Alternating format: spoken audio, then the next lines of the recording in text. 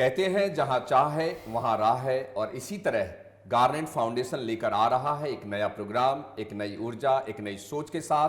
जी हां, आज हम बात करेंगे अंधकार से प्रकाश की ओर, और यह एक बहुत ही गंभीर विषय है क्योंकि यह कुछ अलग अलग या प्रमुखतः 4 श्रेणियों में देखा जाता है, जिनके प्रकार हैं अंधकार से अंधकारिता की ओर, अंधकार से प्रकाश की ओर, प्रकाश से अंधकार की ओर, और चौथी जो श्रेणी है प्रकाश से प्रकाश की ओर। आइए आज इन्हीं कुछ गंभीर विषयों पर चर्चा करेंगे, और आज के प्रोग्राम अंधकार से प्रकाश की ओर में आपका हार्दिक स्वागत है। मैं हूं सुरेंद्र कुमार शाह, अपने बिजनेस पार्टनर श्री रोमियल मोजेस, निदेशक गारनेट फाउंडेशन मुंबई की तरफ से, एवं हमारे स्टूडियो में हमारे साथ उपस्थित हैं डॉक्टर रोहित कुमार मिश्रा जी। इनके बारे में मैं क्या कहूं, इनके बारे में जितना भी कहेंगे वो कम होगा, और इनकी छवि बिल्कुल व्यापक बैठती है आज के विषय में, क्योंकि इनका जीवन भी अपने आप में एक उदाहरण है अंधकार से प्रकाश की ओर की यात्रा का। रोहित कुमार मिश्रा जी का जन्म बिहार के सिवान जिले के एक छोटे से ग्राम, एक मध्यम परिवार में होता है, और इनके अपने कठोर परिश्रम, दृढ़ता, संकल्प, अपनी शिक्षा के दम पर संस्कृत विद्या में ना ही इन्होंने पीएचडी हासिल की, बल्कि संस्कृत विद्या में इन्होंने एक विद्यमान हासिल किया, और ये लगातार अपने शिक्षा के क्षेत्र में अपने शिक्षा के प्रकाश को निरंतर लोगों तक पहुंचाने का अथक प्रयास करते रहे। और आज इस प्रकाश की बदौलत डॉक्टर रोहित कुमार मिश्रा जी गोरखनाथ मठ के आचार्य हैं।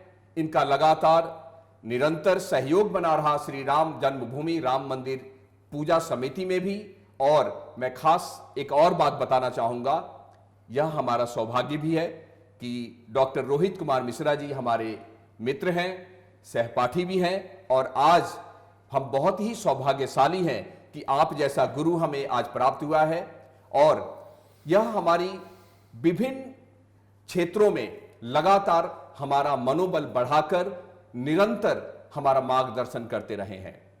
गुरुजी, मैं आपसे पहला सवाल विनम्र निवेदन के साथ करना चाहूंगा कि यह हमारा सौभाग्य था कि आप जैसा गुरु हमें प्राप्त हुआ।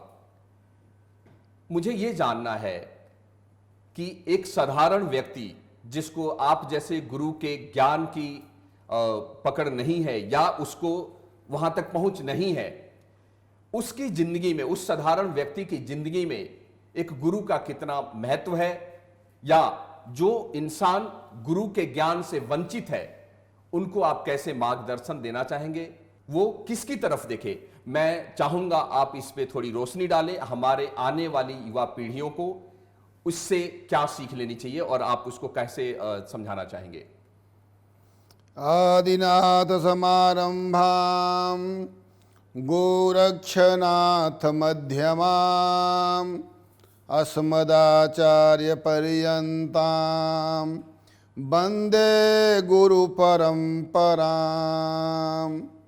आपने प्रश्न किया है गुरु परंपरा के विषय में, दो शक्ति के विषय में आपने बात किया है। गुरु परम ब्रह्म के रूप में, अनादि के रूप में, और शिष्य एक जीव के रूप में प्रणीत होता है। एक श्लोक आता है, अज्ञानतिमिरान्धस्य ज्ञानांजन शलाघया चक्षुर्मिलितं येन तस्मै श्री गुरवे नमः। गुरु की महिमा के बारे में कहता है शास्त्र, अज्ञानतिमिरान्धस्य, अज्ञान रूपी अंधकार को समाप्त करके प्रकाश रूपी पुंज को जो दिखाने वाला होता है वह गुरु होता है। ज्ञानांजन शलाघ्या, जिस तरह हमारा नेत्र है बहुत सुंदर है, बहुत अच्छा है, लेकिन उसमें यदि श्लाघित कर दिया गया है, उसमें रेखांकित कर दिया गया है, तो उसकी और रमणीयता हो जाती है। उसी तरह शिष्य होता है, शिष्य के गुण को, शिष्य के ज्ञान को, शिष्य के विद्या को परिमार्जित करने का, सत्य मार्ग पर अग्रसर करने का, सत्य मार्ग पर उनको चलने का जो सूत्र बताता है, जो मार्ग बताता है, जो नियम बताता है, जो विधि बताता है, जो गाइडलाइन करता है, वह गुरु होता है। जी। गुरु की इस तरह से महिमा हमारे यहाँ शास्त्रों में कहा है। अब आपका विषय है आज का समाज, आज का युवा वर्ग। तो आप जानते हैं किसी भी विषय का यदि नियंत्रण नहीं है तो वह कार्य की सफलता पूर्ण होगी कि पूर्ण नहीं होगी, इसका आप निर्णय नहीं दे सकते। जी। तो आज का जो युवा वर्ग है, उस युवा वर्ग को गाइडलाइन देने के लिए, उसको अच्छे मार्ग पर चलने के लिए एक युगद्रष्टा, समाज सुधारक, समाज को नई दिशा के ओर प्रेरित करने वाला, युवा क्रांति करने वाला, युवकों को नई दिशा दिखाने वाला एक सचेतना व्यक्ति की आवश्यकता है, जो उस युवा वर्ग, जो भटका हुआ युवा वर्ग है, अपने आप को नहीं पहचान पा रहा है, अपने शक्ति का उसको आभास नहीं हो पा रहा है, उसको नई दिशा दे, नई क्रांति दे, नई ज्योतना उत्पन्न करे, जिससे वो सतमार्ग पर चले, अच्छे मार्ग पर चले और युवा वर्ग की जो कुंसित मानसिकता है वह समाप्त हो और राष्ट्र के उत्थान के लिए, देश के उत्थान के लिए, परिवार के उत्थान के लिए, अपने संपूर्ण भूमंडल को, इस पृथ्वी के विकास के लिए अग्रसर हो। युवा वर्ग के लिए एक नियंता का होना आवश्यक है। अब विषय यह होता है कि युवा वर्ग को कैसे समझाया जाए, जी। कैसे उसको दिशा दिया जाए। जी।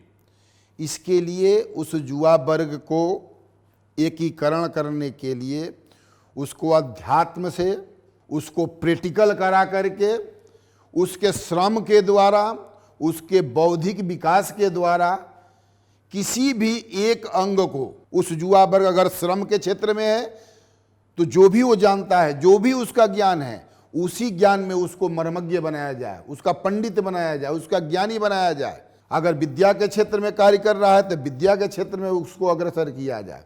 अगर टेक्निकल क्षेत्र में वो काम कर रहा है तो उस टेक्निकल क्षेत्र में उसको विज्ञ किया जाए, ताकि वह कहीं भी चरम उत्कर्ष पर जाए, उत्कर्ष को प्राप्त करे तो अपने विषय का मास्टर हो, अपने विषय का डॉक्टरेट हो, अपने विषय का वो डायरेक्टर हो, अपने विषय का वो निदेशक हो। इस तरह से युवा वर्ग को अगर हम तैयार करते हैं तो हमारा सार्वभौमिक विकास होगा, कहीं भी हम अधोपतन की तरफ नहीं जाएंगे।